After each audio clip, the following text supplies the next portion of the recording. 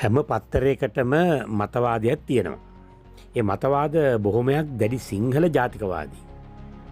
ඒ වගේම දැඩි රාජ්‍යවාදී. දැඩි කම්කරු විරෝධී. දැඩි ව්‍යාපාරිකවාදී නිසා ඒවා දැඩි ජනතා විරෝධී. ඒ නිසාම මේවා ප්‍රජාතන්ත්‍ර විරෝධී. නවසමාජ පක්ෂයත් හරය පුවත්පතත් මේ පෙරකිව් මතවාදී සියල්ලට විරුද්ධ මතවාදයක් නියෝජනය කළ නිසා මට නවසමාජ පක්ෂයේ දේශපාලනය කරමින් හරය පුවත්පතේ ප්‍රධාන කර්තෘවරයා විදියට කටයුතු කරන්න කිසි ගැටුමක් ඇති වුණේ නැහැ. අපට වෙළඳැන්වීම් ලැබුණේ නැහැ. අනුග්‍රාහකයෝ හිටියේ නැහැ. ඒ නිසාම අපට ප්‍රගතිගාමී පත්තරයක් ගහන්නත් පුළුවන් වුණා. අර මහා ප්‍රවාහයේ පත්තරවලට ලැබෙන රාජ්‍ය හා ව්‍යාපාරික වරදාන ලැබිච්ච නැති නිසා අපි පත්තරේ පවත්වාගෙන ගියේ වැඩපළකම් කරුවන් මුල් කරගෙන. ඒ වගේම වමේ රැස්වීම් වල සම්බන්ධතරවල අපේ පුවත්පත අලෙවි කරා අපි. ඒ වගේම ස්ථිර සමාජික ප්‍රමාණයක් පවත්වාගෙන ගියා. මේ විදිහට තමයි පත්තරේ පවත්වාගෙන ගියේ. ඉතින් මේ නවසමාජ පක්ෂයේ වෘත්ති විප්ලවාදී වෙමින්ම හරේ ප්‍රධාන කර්තෘකම පවත්වාගෙන යද්දී මගේ මාක්ස්වාදී දේශපාලනයෙන් පුවත්පත නිසා මගේ මාක්ස්වාදී දේශපාලනයත් පෝෂණය වුණා මිසක් එයින් මට කිසිම එහෙම හානියක් ඒකෙන් ගැටුමක් ඇති වුණේ නැහැ. දෙක හරේ මම පෑනින් කර හිටිය වැඩ ටික මට ඊට එහා ගිහින් මාධ්‍ය මෙවලම් පාවිච්චි කරන්න තාක්ෂණය පාවිච්චි කරන්න පුරුදු පුහුණු කළේ BBC. ඉතින් ඒගොල්ලෝ කියලා දුන්න විතරක් නෙමෙයි උපකරණ පවා දුන්නා. ඒ පුහුණුවට මම ස්තුති කරනවා අදත් ඒ අයට. ඒක මම අගය කරනවා. ඒක මට විශාල ශක්තියක් වුණා මගේ මාධ්‍ය ජීවිතේ ඉස්සරහට යන්න. දැන් ඒ වගේම ප්‍රධාන ධාරාවේ මාධ්‍ය භාවිතාවෙන් වෙන් වෙලා කොහොමද වඩා වැඩි පිරිසක් ආමන්ත්‍රණය කරන්නේ කියන එකත් මම BBC එකෙන් ඉගෙන ගත්තා. දැන් ලංකාවේ වර්ග සංහාර යුද්ධ යන කාලේ අපේ සංදේශයේ ලක්ෂ 21කට එහා පැත්තේ පිරිසක් ඇහුවා. මම පොඩි උදාහරණයක් කියන්නම්. ඔය සටන් විරාම කාලේ අපි යාපනයේ ගිහින් එනකොට අපේ බස් එක කැඩුනා ඔය මුරුකණ්ඩි පොලිසිය කිට්ටුවදී. ඒ වෙලාවේ පොලිසිය රාලහාමි කෙනෙක් ඇවිල්ලා අපිත් එක්ක කතා කරලා අපි වැඩ කරන මාධ්‍ය ආයතන වලදී කියලා අහද්දී මම කිව්වහම මම වැඩ කරන්නේ BBC සංදේශය කියලා. ඒ රාලහාමි කිව්වා අපි මෙස් එකේ හිටියත් මොන වැඩක් කරත් රෑ 9 කාලනකොට අපි දුවන බංකර් එකට.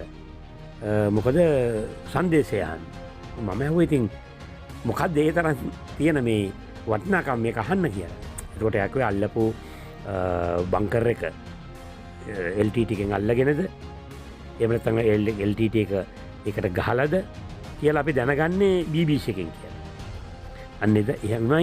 අන්න එහෙම තමයි එදා BBC එක තිබුණේ. හැබැයි අද BBC එක ගැන කල්පනා කරාම හරිම කනගාටුයි. මම ඒ ගැන විස්තර කරන්න යන්නේ නැහැ.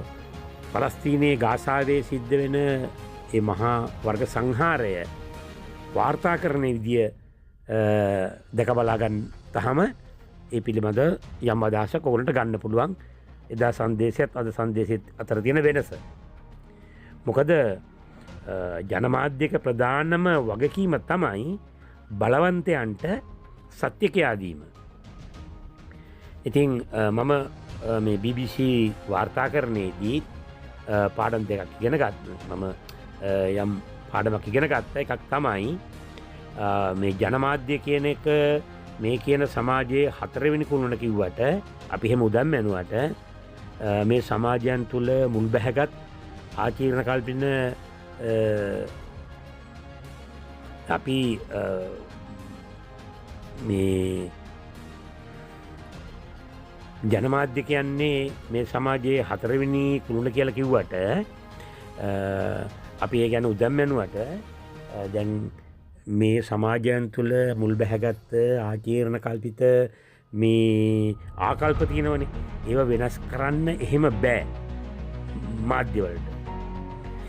මොකද මේ යුද්ධයෙන් දෙමළ ජන සමාජයට සිංහල ජන සමාජයට සිද්ධ වෙන විනාශය ගැන අපි මේ දෙපැත්තේම තොරතුරු අරගෙන ඒවා පෙන්නමින් අපි කතා බහ කරා. නමුත් අවසානයේ ඒවා අහපු සියලු දෙනාමත් මොකද මම හිතනෝ අපේ ලක්ෂ 21ක් විතර අහන ඒ අසන්නන්ගෙන් සාතිශය බහුතරය සිංහල කියලා. නමුත් ඒ හැමෝම අවසානයේ මහා යුද්ධයකට ගිහිල්ලා විශාල මිනිස් ඝාතනයකින් තමයි ඒ කාරණාව ඉවර කරේ. ඒකෙදි මම දැක්ක කාරණා අනිත් මේ දේ තමයි මම තවත් මගේ මම තහවුරු කරගත්ත තව දෙයක් තමයි කම්කරු පන්තිය බලය ගැනීමකින් තොරව මේ කිසිම දෙයකට ස්ථිරසාර විසඳුමක් ලබා ගන්න බැහැ කියන එක. ඒ වගේම මම තවත් මේක ඇතුළේ ඉගෙන ගත්ත කාරණාවක් තමයි මේ මාධ්‍ය භාවිතාවේදී අපි එදා ඒ කරපු ඒ දියුණු මාධ්‍ය භාවිතාව බාරගන්න ලෑස්ති නැති රටක. ඒ කියන්නේ තවත් මම මේකෙන් ලබාගත්ත අත්දැකීමක් තමයි අපි එදා ඒ පාර්ශවයන් දෙකම හා සියල්ල සත්‍ය බලතුන්ට සත්‍ය එළිදරව් කරමින් අපි කරපු දියුණු මාධ්‍ය භාවිතාව බාරගන්න ලැහැස්ති නැති රටක ජීවත් වීම නිසා අවසානයේ මට මගේම ඔබිම දාලා එන්න සිද්ධ වුණා. ඒකෙන් ශරීරයේ බේරුණත් ජීවිතේ නැති වුණා. තුන අනල්කා ගුවන් විදුලිය කියන්නේ ස්විට්සර්ලන්තයේ තියෙන ප්‍රජා ගුවන් විදුලි සේවාව. ඒවා පවත්වාගෙන යන්න රජයේ උදව් කරනවා. මට ඒ ගුවන් විදුලිය එක්ක වැඩ කරන්න ලැබුණේ අජීවන් කියලා කවුරුත් දන්න හඳුනන වීරකීර්ති තමිල් දෙල්ලම් කියන මෙහිදී අඳුනගත්ත මගේ ආදරණීය මිත්‍රයා නිසා. ඔහු පෞද්ගලිය සැප්තැම්බර් මාසයේ අපෙන් සදහටම සමුගත්තා. ප්ලොට් කියන කෙටි නමින් හඳුන්වන දෙමළ ඊළාම් මහජන විමුක්ති පෙරමුණේ ගුවන් විදුලිය තමයි ඔහු සේවය කරලා තියෙන්නේ. ඒ නිසා තමයි ස්විට්සර්ලන්තයට ඔහු එන්නේ. ජීවන් මැලේසියාවේදී රේඩියෝ කලාව පිළිබඳව ඉගෙන ගැනීම කරපු ඒ පිළිබඳ ප්‍රාමාණික දැනුවත් කෙනෙක්. ඒ වගේම වීඩියෝ කැමරා කරණය ගැනත් මනා දැනුමක් තිබුණ කෙනෙක් තමයි අජීවන්. ඉතින් හමුුණාට පස්සේ අපි කනල්කායිකේ වැඩසටහන් ගණනාවක්ම කරා. ඇතැම් දේශපාලන ඇතැම් ලංකාවේ දේශපාලන පක්ෂ නායකයන් පවා අපි සහභාගී කරගත්තා අපේ වැඩසටහන් වලට. ඉතින් මගේ ජනමාධ්‍ය කලාවේ මගේ තිමිරිගිය වෙච්ච හරය පත්තරෙන් මම ලබාගත්තේ දැනුමත් BBC සංදේශයෙන් මට ලැබුණු දැනුම හා තාක්ෂණයත් විශාල ප්‍රයෝජනයක් වුණා මේකේ ගුවන් විදුලිය වැඩ කරගෙන යද්දී. ඒ නිසා හැම අභියෝගයක් කියලා කියන තරම් දෙයක් ඒ නිසා මට එහෙම ලැබුණේ නැහැ. ඉතින් මේ ගුවන් විදුලියේ විවිධ වැඩසටහන් කරාට අපට එකෙන් වැටුපක් ලැබෙන්නේ නැහැ. ඒ නිසා ජීවත් වෙන්න රස්සාවක් කරන්න සිද්ධ වුණා. නමුත් එකක් වුණේ මම රැකියාවක් කරත් අර ලංකාවේදී මම කරගෙන ආපු මාධ්‍ය භාවිතාව මට අකණ්ඩව කරගෙන යන්න මෙතන ලැබිච්ච එක නිසා මට හිතට විශාල සහනයක් ලැබුණා.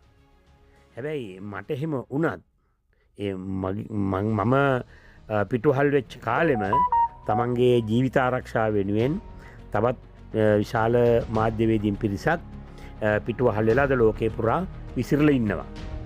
ඒ අයට අද මම හිතන්නේ එහෙම තමන්ට පුරුදු පුහුණු වෙච්ච මාධ්‍ය භාවිතාව කරන්න හම් වෙන්නේ නැහැ. ඒ වෙනුවට ජීවිතය ගැට ගහගන්න නුහුරු නුපුරුදු අපි නොපතපු අපි අකමැති රස්සාවල් කරන්න සිද්ධ වෙලා තියෙනවා. ඒක ඉතින් හරි වේදනාකාරී. ඒත් ඉතින් මොනව කරන්නද? 4 මම දකින්නේ මාධ්‍ය මෙවලම් වල විකාශයක් සිද්ධ වෙලා තියෙනවා කියලා. හැබැයි මාධ්‍ය වේදය තවම එක තැන පල් වෙනවා. සමාජ මාධ්‍ය ඩිජිටල් තාක්ෂණය දියුණු වෙච්ච නිසා තොරතුරු ගලා යෑම වෙනදට වඩා වේගයෙන් සිද්ධ වෙනවා. දැන් SMS ගත්තොත් ඉතා ඉක්මනින්ම තොරතුරු ප්‍රචාරය කරන්න පුළුවන්. නමුත් මේ වේගෙන් ගලා යන්නේ තොරතුරුද කියන ප්‍රශ්නේ තියෙනවා. මොකද විකාශනය තව තවත් සල්ලි හොයන තරගයක් බවට පත් වෙලා තියෙනවා. ඒකෙන් පෙනෙන්නේ එදා වගේම අදත් වෙළඳැන්වීම තමයි මාධ්‍ය විකාශනයේ තීරකයා බවට පත් වෙලා තියෙන්නේ. මම උදාහරණයක් කියන්නම්. අපි ගමුකෝ දැන් ජනමාධ්‍ය අමාත්‍යාංශයේ හැඳුනුම්පත් නැති අයට කැබිනට් මාධ්‍ය සාකච්ඡාව තහනම් කරානේ. නමුත් මාධ්‍ය සංවිධාන ප්‍රධානීන් පවා ඒ ගැන වගේ වගක් නැතුව කැබිනට් මේ මාධ්‍ය සාකච්ඡාවට සහභාගී වෙනවනේ. ඒක මොකද්ද පේන්නේ? ඒ කියන්නේ තමන් ප්‍රවෘත්තියක් වීමේ උනෙන් මේ අය පෙළෙනවා කියලානේ. නේද?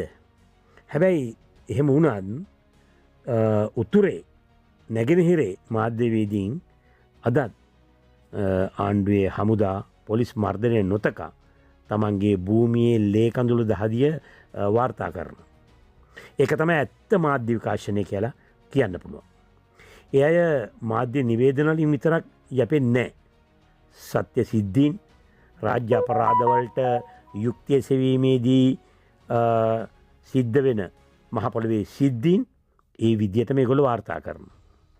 හැබැයි එහෙම බැලුවාම දකුණේ හාන්සිපුටුවාදී සිංහල ඉංග්‍රීසි මාධ්‍ය තමයි ඒ විකාශනයේ සැබෑ වාරණය. පහ මගේ ඉදිරි කටයුතු කියන්නේ ඉතින් මෙතෙක් මං කරගෙන ආපු දේම ජයග්‍රහණය තෙක් අරගෙන යන්නේ කොහොමද කියන එක. එහෙම නැත්නම් ඉතින් අලුත් බලාපොරොත්තු කර දෙයක් නැහැ. සියලු ජාතීන්ට සියලු පීඩිතයන්ටත් විමුක්තියක් ලැබෙන්නේ කම්කරපන්තිය බලය ලබා ගැනීමෙන් විතරයි කියන එක තමයි මගේ පරම විශ්වාසය පිළිගැනීම. එහෙම නැතුව ප්‍රභූන් බලය ගත්තත් ඔය කියන නිර්ප්‍රභූන් බලය ගත්තත් ඔය පුටුවේ වාඩි වුණාම නිව් ප්‍රභූන් බවට පත් වෙනවා හැර වෙන කිසි දෙයක් නැහැ. ඒක එයාගේ ප්‍රශ්නයක් නෙමෙයි, මේක පුජ්‍යල ප්‍රශ්නයක් නෙමෙයි. මේක තමයි මේ ධනපති ක්‍රමයේ විසින් හදලා තියෙන සිස්ටම් එක, ක්‍රමවේදය.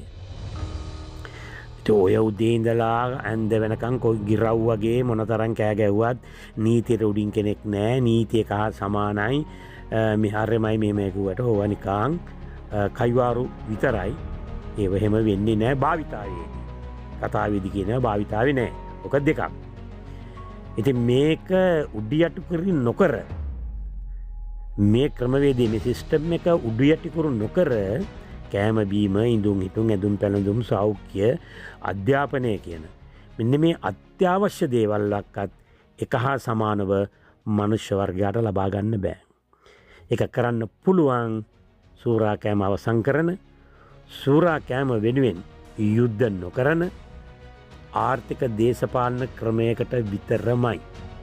ඒක තමයි සමාජවාදී ආර්ථික ක්‍රමය. ඒක තමයි කොමියුනිස්ට්වාදී සමාජය. මිනිස්සු කාලා බීලා අඩියක් පුඩියක් ගාලා කලාව, විද්‍යාව, තාක්ෂණය එක වගේ භුක්ති විඳින දර්ශනයන් හදාරන පරිපූර්ණ මිනිහෙක් බිහි කරන අන්නේ සමාජ ක්‍රමය කොහොමද උදා කරගන්නේ කියන සිහිනය වෙනුවෙන් තමයි මගේ හෙට දවසේ ලියන්න කියන මේ වැඩ කටයුතු ටික සිද්ධ වෙන්නේ. බොහොම ස්තුතියි.